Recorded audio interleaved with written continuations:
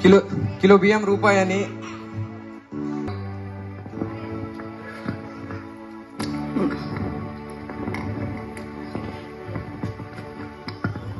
ఎవరు అక్కడ నా గురించి చెట్టుగా మాట్లాడుతున్నది? తీసుకొని వస్తాను ఎమ్మెల్యే గారు. ఎవరు నువ్వు నా గురించి చెట్టుగా మాట్లాడుతున్నాయి? ప్రజలు చెప్తున్నావు. లేదండి, ఈ గ్రామ వాస్తవులకు ఆ దేవుడు పంపిన సేవకునండి.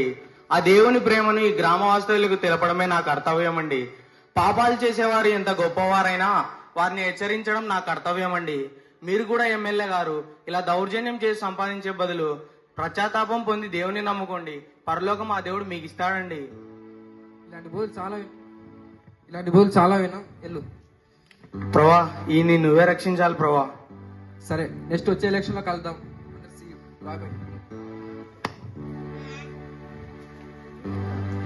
నేను అమ్మానితో మాట్లాడాలి, ప్రాజెక్ట్ గురించి ఆదానితో మాట్లాడాలి. ఇప్పుడు టైం లేదు. ఇప్పుడు ఏం చేయాలి? ఈ వ్యక్తికి దేవుని గురించి సువార్త చెప్దాం. హలో అమ్మాని గారు, ప్రాజెక్ట్ ఎలా జరుగుతుంది? సార్ అలా మళ్ళీ చేస్తున్నానండి. ఎవరు నువ్వు? పెద్ద పెద్ద టెండర్ల గురించి మాట్లాడుతుంటే ఇప్పుడు వచ్చి ఇస్తున్నావా? నిజదేవుని గురించి సత్యదేవుని గురించి మీకు చెప్దామని వచ్చానండి. ఎవర్రా దేవుడు? నాకు సంపదే పెద్ద దేవుడు.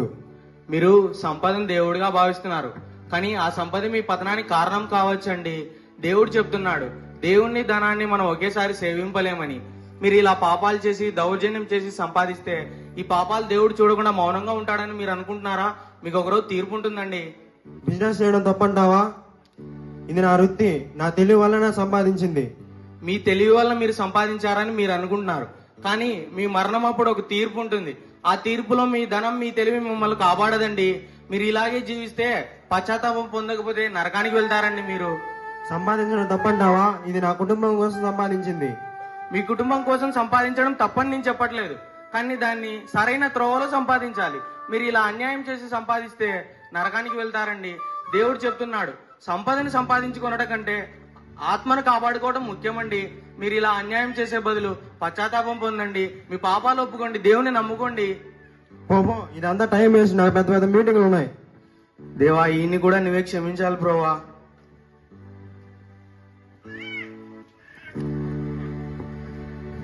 స్టడీ ముందే నా లైఫ్, మందు లేకపోతే నేను లేను. ముందే నా చిల్లు.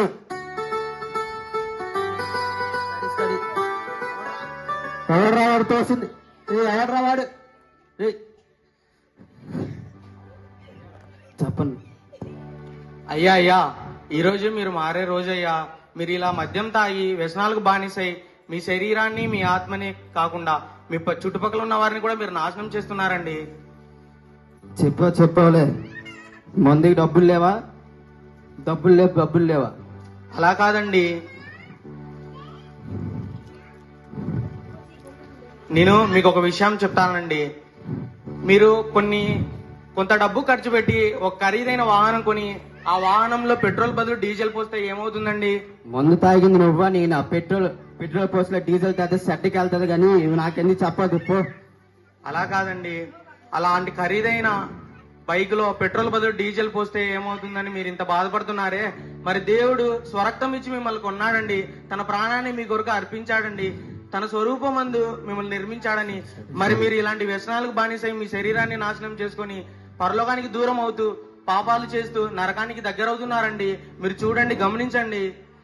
చెప్పాలి ఇలాంటివన్నీ.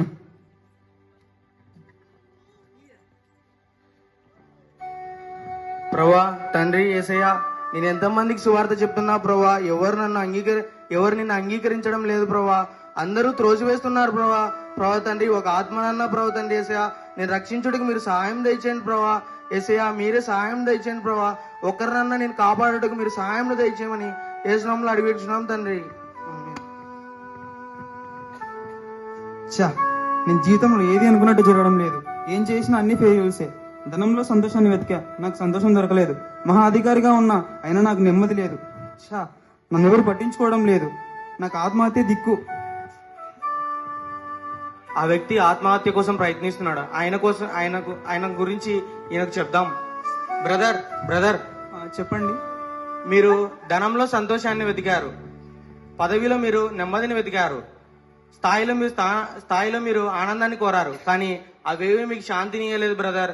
కానీ నిజమైన రక్షకుడు యేసుక్రీస్తు ప్రభువారు మాత్రమే మీకు శాంతినిస్తారు బ్రదర్. అర్థవంతమైన నా జీవితాన్ని జీవించడం ఎందుకు? మీరు ఇలా అనుకుంటున్నారు మీ జీవితానికి అర్థం లేదని, కానీ యేసు ప్రభు ఇలా అనుకుంటున్నాడు మీ జీవితం చాలా విలువైనదని. అవునా? దేవుడు నిజంగా నన్ను మారుస్తాడా? అవును బ్రదర్, యేసు ప్రభు సెలవిస్తున్నాడు, నన్ను నమ్మువారిని నేను త్రోసివేయక వారికి క్షమాపణ ఇస్తానని సెలవిస్తున్నారండి. నా జీవితాన్ని మార్చుకోవడానికి దేవుడు నాకు సహాయం చేస్తాడా? తప్పకుండా బ్రదర్, ఈ రోజే మీకు రక్షణ దినం బ్రదర్. మీ హృదయంలో ఆయన చేర్చుకోండి, మీ హృదయాన్ని మార్చుకోండి, మీ జీవితాన్ని కొత్తదిగా మారుస్తాడు, మీ జీవితంలో వెలుగులు నింపుతాడు బ్రదర్. సరే, నేను కూడా దేవుని నమ్ముకుంటాను, మీరు కూడా నాకు ప్రార్థించండి. తప్పకుండా బ్రదర్.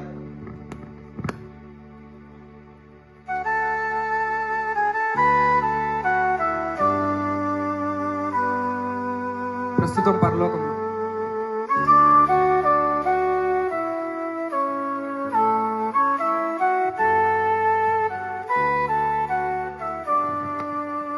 ప్రస్తుతం వీరందరూ మరణించిన తర్వాత పరలోకంలో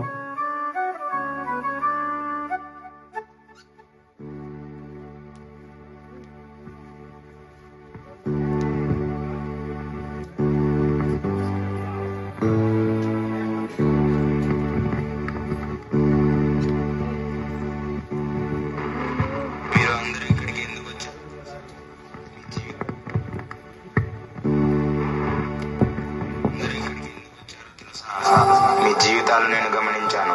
మీరు మంచి మార్గాన్ని వదిలిపెట్టి మీ ఆచారాలతో దుష్కార్యాలను ఆచరించారు. మీకు జీవితం ఉన్నప్పుడు మంచి మార్గం అనుసరించే అవకాశం ఇచ్చాను, కానీ మీరు ఆ అవకాశాన్ని వదులుకున్నారు.